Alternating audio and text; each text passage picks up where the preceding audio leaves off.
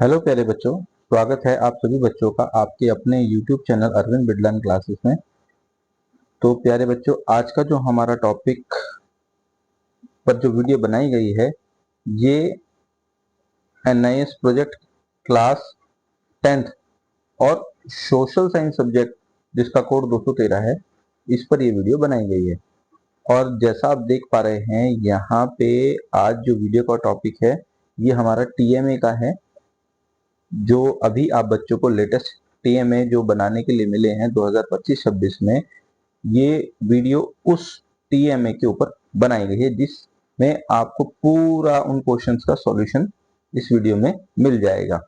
ठीक है, तो आप जो है यहाँ से अपने TMA के सवालों के जवाब जो है वो देखकर वीडियो को दे सकते हैं। ठीक है, तो बेटा ये वीडियो इसीलिए बहुत इंपॉर्टेंट है क्योंकि यहाँ से ना सिर्फ आप अपने TMA के क्वेश्चंस के जवाब ढूंढेंगे, बल्कि ये जो आपको असाइनमेंट दिया जाता है ये 20 नंबर का होता है। कितने नंबर का होता है? 20 नंबर का होता है। और ये 20 नंबर आपको फाइनल पेपर में आपके बड़े हेल्प करते हैं। ठीक है, तो इसीलिए जो बच्चा चैनल से नए जुड़े हैं, चैनल को जो है सब्सक्राइब कीजिएगा, वीडियो को लाइक कीजिएगा और अपने कमेंट जरूर कीजिए। ठीक है, और दूसरे बच्चों को भी वीडियो को शेयर कीजिए। ठीक है बच्चों, तो चलिए शुरू करते हैं हम अपनी वीडियो को।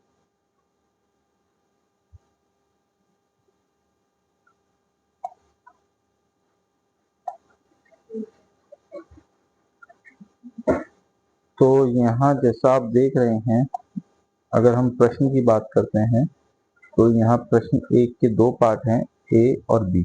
ठीक है, तो पहले पार्ट में आपसे पूछा गया है कि कल्पना करें कि आप एक पुरातत्वविद हैं और एक प्राचीन स्थल का अन्वेषण कर रहे हैं। उस क्षेत्र के भूगोल को समझना आपको उसकी ऐतिहासिक और सांस्कृतिक महत्व को उजागर करने में कैसे मदद कर सकता है? उदाहरण के साथ प्रस्तुत कीजिए।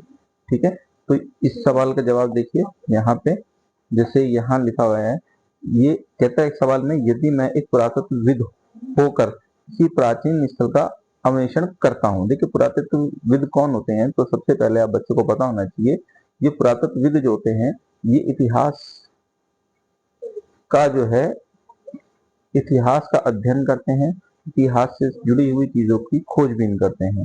ठीक है, तो पुरातत्वविदों का काम जो होता है वो इतिहास के जो आंकड़े होता है, इतिहास से जुड़ी हुई चीजें होती है, उनको इकट्ठा करने का होता है।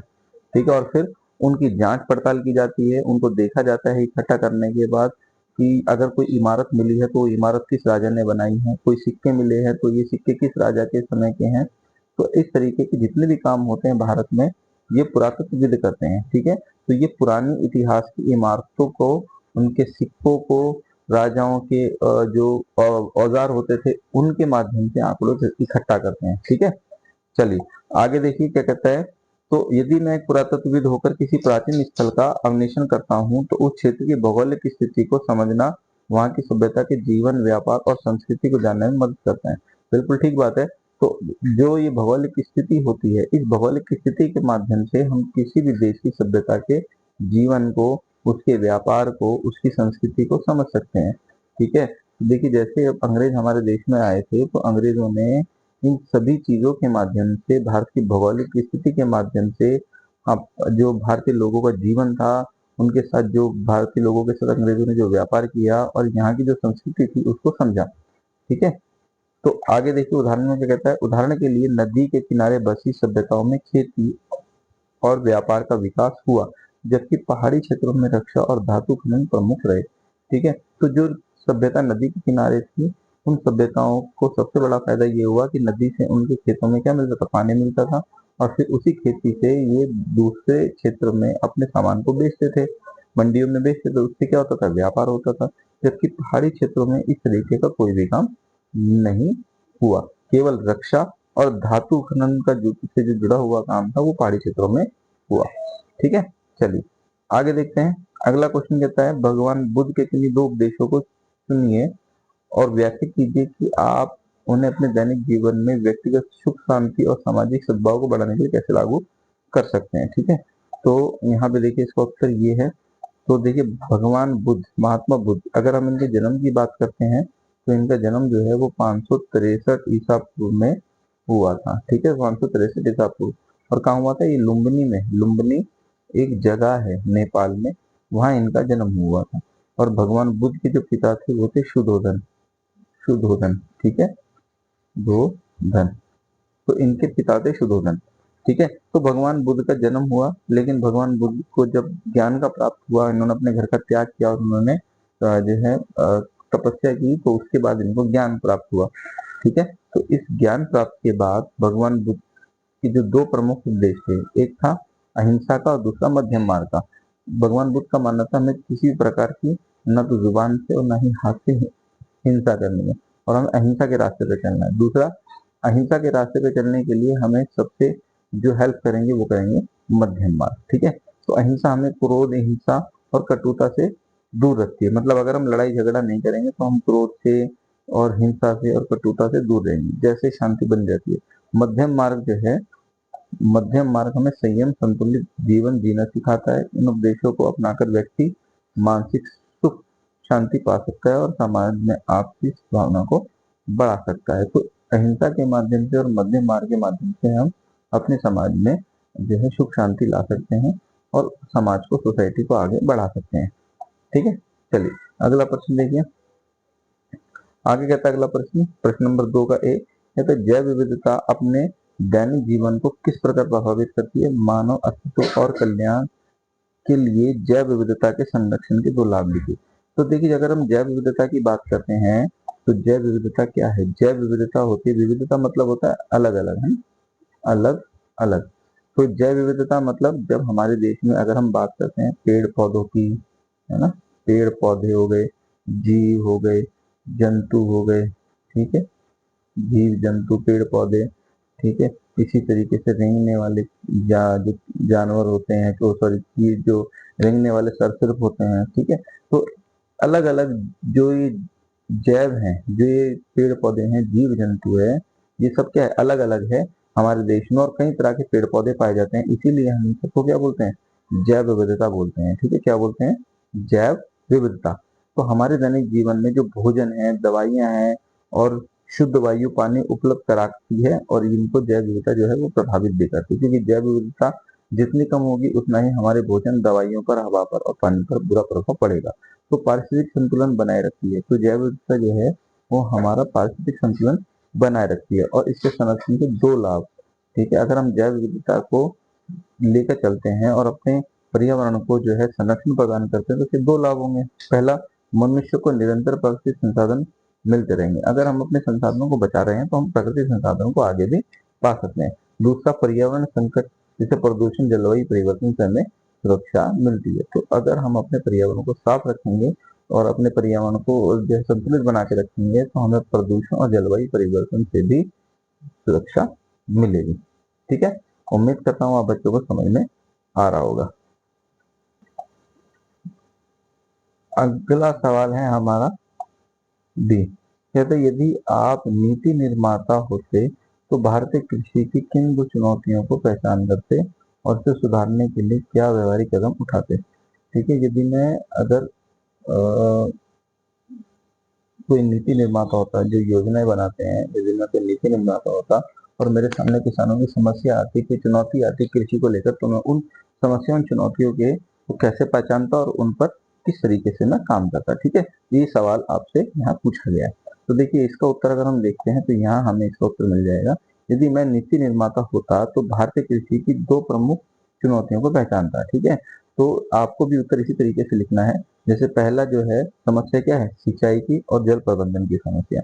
आज भी देश में किसान बहुत से ऐसे हैं जिनको सिंचाई की समस्या और जल प्रबंधन की समस्या का सामना करना पड़ता है, जिसकी वजह से उनके खेतों में अकाल पड़ जाता है। जब उनको सिंचाई के लिए पानी नहीं मिलता, उनकी फसलें खराब हो जाती है। तो ये एक बहुत बड़ी चुनौती है हमारे भारतीय कृषि में कि लोगों को जो है वो सिंचाई के लिए पानी उपलब्ध नहीं हो पाता है। दूसरा, किसानों की आय और तकनीकी ज्ञान की कमी सुधार हेतु आधुनिक सिंचाई तकनीकों का प्रयोग करना। तो देखिए, जैसे किसानों की तकनीकी, अगर उनको किसी समस्या है, कोई चीज उनको समझ में नहीं आ रही, तो किसानों को इस तरीके से इन समस्याओं से दूर करना, ठीक है। तो आधुनिक सिंचाई तकनीकों का प्रयोग करना, किसानों को वैज्ञानिक प्रशिक्षण और न्यूनतम समर्थित मूल्य की व्यवस्था करना, ठीक है। तो एमएसपी जो है किसानों को ये प्रोवाइड करना, ताकि किसान जो है वो किसी तरह से कोई भी अपना जो है समस्या का वो निदान कर सके। ठीक है, चलिए देखिए अगला सवाल है प्रश्न नंबर 3। तो इसमें देखिए पहला पूछा है, किशोरों को एक विशिष्ट जनसंख्या समूह के रूप में पहचान उनकी शिक्षा, स्वास्थ्य और व्यक्तिगत विकास से जुड़ी अनोखी आवश्यकता और चुनौतियों को दूर करने में कैसे मदद कर सकता है। ठीक है, तो यहाँ पे इस सवाल का अगर हम जवाब ढूंढते हैं तो देखिए यहाँ पे क्या कहते हैं उत्तर में। तो यहाँ देखिए अगर हम बात करते हैं, किशोरों को एक विशिष्ट जनसंख्या समूह के रूप में पहचाना उनकी शिक्षा, स्वास्थ्य और व्यक्तित्व के विकास से जुड़ी समस्याओं को समझने में मदद करता है। इससे उन्हें सही मार्गदर्शन मिलता है, परामर्श और अवसर मिलते हैं, उचित नीति और कार्यक्रम की मानसिक, शारीरिक और सामाजिक आवश्यकताओं को पूरा कर उन्हें सक्षम नागरिक बनाने में वो सहायक हो जाते हैं।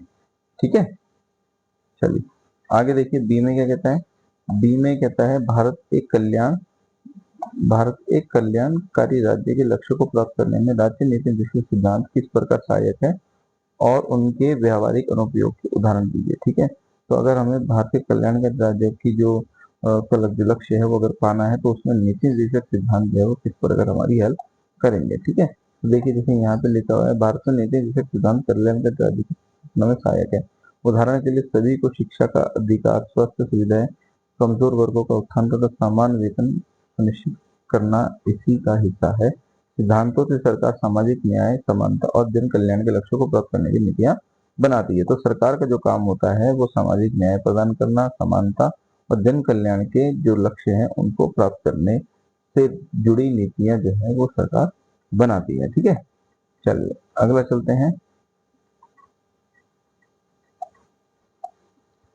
अगला प्रश्न है, देखिए इसमें कहता है, भारतीय संविधान के प्रावधान किस प्रकार संघीय ढांचे, एकात्मक भावना के बीच की जो तुलना को दर्शाते हैं। वास्तविक जीवन ऐसे उदाहरण प्रस्तुत कीजिए जहां धुरी प्रकृति शासन और निर्णय लेने में लागू होती है। ठीक है, तो देखिए अगर हम यहाँ बात करते हैं, देखिए तो ये फर्स्ट का उत्तर है, भारतीय संविधान संघीय ढांचे और एकात्मक भावना दोनों को संतुलन प्रस्तुत करता है। इससे शक्ति को विभाजन केंद्र और राज्य के बीच में किया गया है, जो संघीय व्यवस्था को दर्शाता है।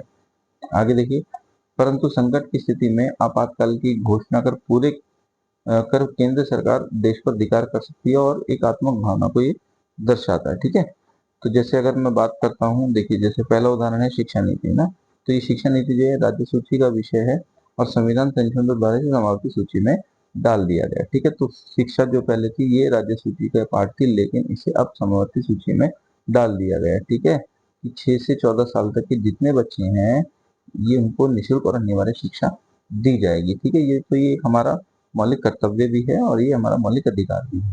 ठीक है, केंद्र सरकार और राज्य दोनों इस कानून को बना सकते हैं। ठीक है, आगे है आपातकाल। ठीक है, देखिए आपातकाल जो है 1975 में हमारे देश में लगा था। तो अगर हम इसकी डेट देखते हैं तो 25 जून साल 1975 में हमारे देश में आपात लगा था।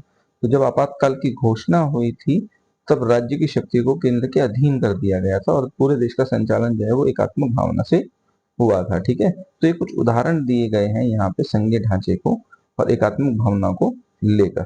ठीक है, तो इस प्रकार आप देखेंगे, ठीक है, इस प्रकार संविधान द्वैध स्वरूप शासन और निर्णय लेने में लचीलापन प्रदान करता है, जिससे भारत जैसी विविधता वाले देश में निरंतर जो है वो एकता बनी रहती है। ठीक है, तो ये हो गया हमारा फोर्थ का ए। अब देखिए फोर्थ का बी की अगर हम बात करते हैं तो बी में क्या कहता है, आगे बी में बताता है कि भारत की त्रिस्तरीय शासन प्रणाली के अंतर्गत ग्रामीण स्थानीय स्वशासन किस प्रकार सामुदायिक विकास में योगदान देता है और प्रभावी प्रशासन सुनिश्चित करने जो है ये करता है। उदाहरण सहित उनकी भूमिकाओं तथा जिम्मेदारी की व्याख्या करनी है। ठीक है, तो अगर हम इसकी बात करते हैं, देखिए यहाँ पे ये है इसका आंसर बी। ठीक है, तो त्रिस्तरीय शासन प्रणाली की अगर हम बात करते हैं, देखिए अगर हम त्रिस्तरीय की बात करते हैं तो इस तरीके से ये त्रिस्तरीय शासन प्रणाली होती है। तो सबसे पहले क्या है, ग्राम पंचायत आ गई है, फिर उसके बाद दूसरे नंबर पर क्या है, पंचायत समिति आ गई है, और तीसरे नंबर पर सबसे बड़ी जिला परिषद आती है। तो ये तीनों चीजें जो है त्रिस्तरीय शासन प्रणाली को दिखाती है। ठीक है, और ग्रामीण स्तर पर आगे तक ग्रामीण स्तर पर स्वशासन को सशक्त बनाती है। ग्राम पंचायतें गांव के विकास कार्य जैसे सड़क, जल, स्वच्छता, प्राथमिक शिक्षा की जिम्मेदारी उठाती है। बिल्कुल सही बात है। जो गांव में पंचायतें होती हैं उनका काम जो होता है वो गांव के विकास के लिए होता है। विकास कैसे होगा गांव का? यदि वहां सड़क बनेगी, पानी की अच्छी आपूर्ति होगी, स्वच्छता पर ध्यान दिया जाएगा, बच्चों के पढ़ने के लिए जो है स्कूल खोले जाएंगे, तभी तो गांव का विकास होगा। आगे कहता है पंचायत समितियां ब्लॉक स्तर पर योजनाओं का समन्वय करती है, जबकि जिला परिषद बड़े स्तर पर योजनाओं को लागू करता है। ठीक है, तो जिस तरीके से गांव के सुधार के लिए पंचायत काम करती है, उसी तरीके से पंचायत समिति जो है वो ब्लॉक के स्तर पर काम करती है और ब्लॉक स्तर पर जो है वो चीजों को सुधारने की कोशिश करती है, जो चीजें ठीक नहीं चलती। ठीक है, और उसके बाद सबसे बड़ा जो होता है वो जिला परिषद होता है, तो जो जिले लेवल पर कार्य करता है। ठीक है, तो जैसे अगर मैं इसके उदाहरण की बात करता हूँ, तो यहाँ देखिए, जैसे स्वच्छ भारत मिशन में ग्राम पंचायतों ने शौचालय निर्माण और स्वच्छता स्वच्छता जागरूकता में बड़ी भूमिका निभाई थी, है ना। तो स्वच्छ भारत मिशन का यहाँ पे बताया गया। दूसरा, मनरेगा योजना, ये पंचायतें रोजगार उपलब्ध कराने और कार्य पर निगरानी रखने में सक्रिय रहती है।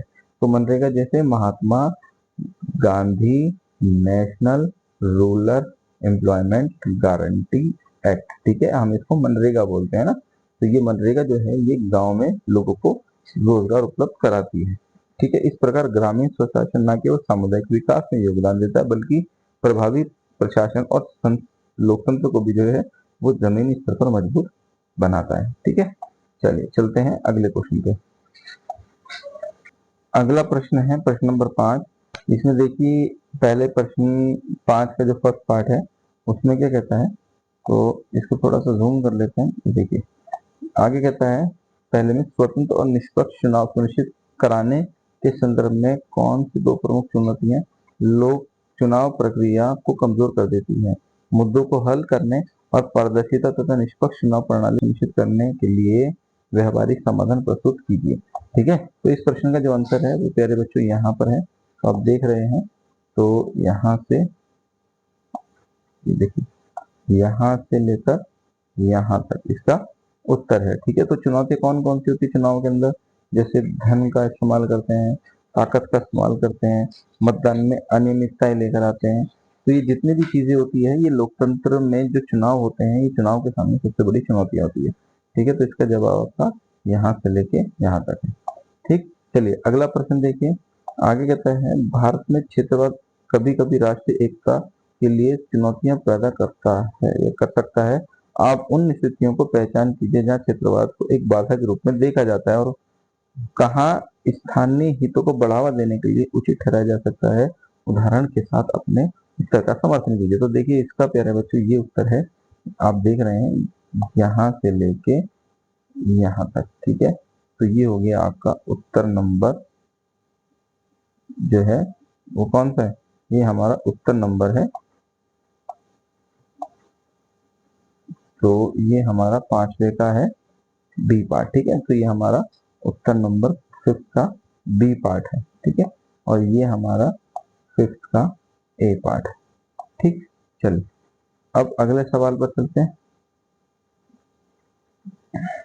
देखिए यहाँ पे आपको एक तालिका दी गई है, तो ये तालिका में तैयार करनी है। देखिए जैसे मान के चलिए यहाँ पे आपको कुछ कॉलम दिए गए हैं।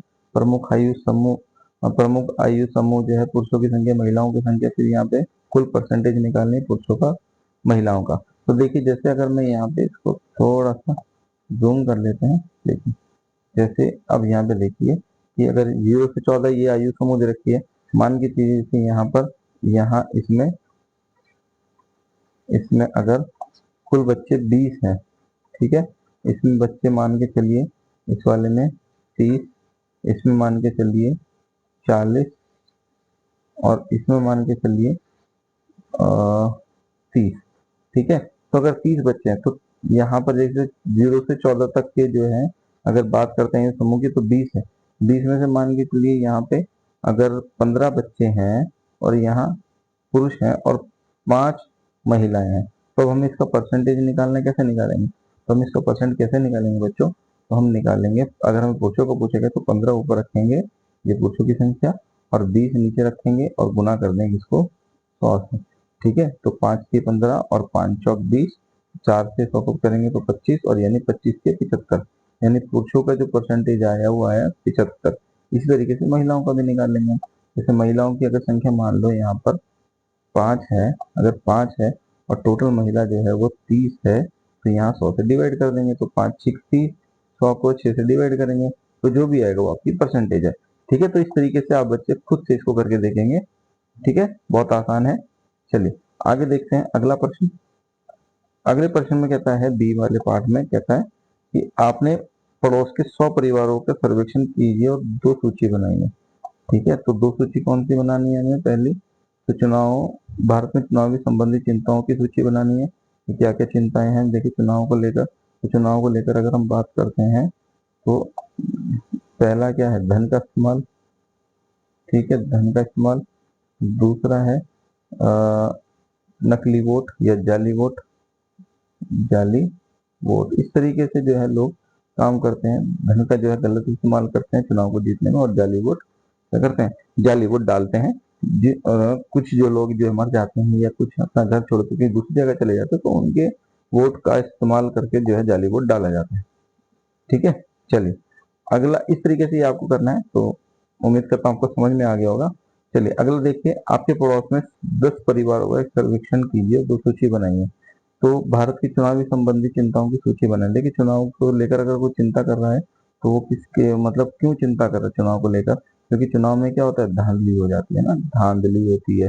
कई बार चुनाव में धांधली हो जाती है, चुनाव में जो है जाली वोट डाले जाते हैं, तो चिंता का विषय है।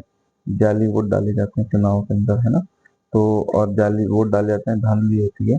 ठीक है, और पैसों का इस्तेमाल होता है चुनाव जीतने के लिए, तो ये सब क्या है? ये सब चिंता का विषय ही है ना। अगला सवाल देखिए, कहता है प्रश्न नंबर 2, लोगों द्वारा सुझाए गए चुनाव सुधारों की सूची बनाइए। तो कौन कौन से चुनाव सुधार है सूची बनानी है? तो जैसे नकली या जाली वोट ना डालने देना, जाली वोट नहीं डालना, फर्स्ट पॉइंट। दूसरा, ठीक है, पैसे पर रोक लगाना। ठीक है, और तीसरा, धर्म व जाति की राजनीति, धर्म के नाम पर वोट ना मांगना। ठीक है, तो जाली वोट ये सबसे बड़ी समस्या है, पैसों का दुरुपयोग करते हैं चुनाव जीतने की, ये सबसे बड़ी समस्या है। और तीसरी, धार्मिक जो लोगों की दरगाह है, जो धार्मिक लोग हैं, मतलब ये कह सकते हैं कि धर्म के नाम पर किसी तरह से जो विवाद है वो ना होना। ठीक है, तो इस तरीके से ये सूची हमने बनाई। अगला देखिए, अगला सवाल कहते हैं लोगों द्वारा सुझाया चुनाव जो है, ये तो चिंताएं थी कि कौन कौन सी चिंता? धर्म को लेकर चिंता है, लोग वो जो है भ्रष्टाचार को लेके है, पैसों को लेकर है, तो चिंता है। अब अगले सवाल में पूछा प्रश्न नंबर 2 में, लोगों द्वारा सुझाए गए चुनाव सुधार की सूची बनाई। अब कौन कौन से लोगों ने सुधार किए हैं उसकी सूची बना ली है। जैसे जैसे हम लिख सकते हैं जाली वोट, जाली वोटों पर रोक, वोटों पर रोक। ठीक है, जाली जो वोट डाल रहे हैं उस पर रोक। ठीक है, इसके अलावा जो मतदाता है, मतदाता की अच्छे से पहचान करना, मतदाताओं की पहचान करना। ठीक है, किसी तरह का कोई भी पैसा वोटिंग में इस्तेमाल ना करना, और जो भी कैंडिडेट इलेक्शन में खड़े हो रहे हैं उनकी बहुत अच्छे तरीके से उनकी जो लाइफ है, जो उनके कह सकते हैं जो उनसे जुड़ी हुई चीजों को अच्छे से जांच पड़ताल करना, ताकि कोई भी व्यक्ति, गलत व्यक्ति वोट पाकर इलेक्शन ना जीत जाए। ठीक है, तो इस तरीके से ये कुछ सर्वेक्षण किए जाते हैं। तो बेटा ये हमारे यहाँ पर 6 के 6 प्रश्न पूरे हो गए हैं। उम्मीद करता हूँ बच्चों को समझ में आया होगा। तो वीडियो कैसी लगी अपने कमेंट जरूर कीजिएगा, और बेटा जो बच्चा चैनल से नहीं जुड़ा है चैनल को सब्सक्राइब कीजिएगा, वीडियो को लाइक कीजिएगा और दूसरे बच्चों को भी शेयर कीजिएगा। ठीक है, तो इसी के साथ मिलते हैं हम फिर अपनी अगली वीडियो पे। Thank you.